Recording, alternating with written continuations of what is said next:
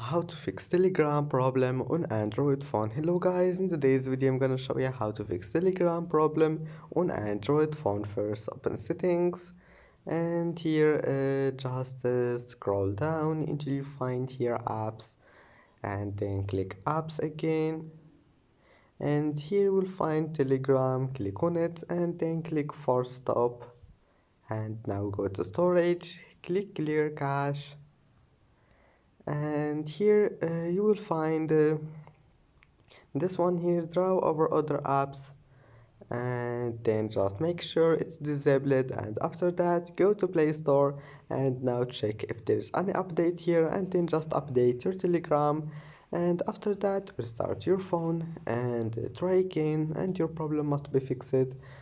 And that's it for today's video. Don't forget to like and subscribe, and see you in the next video.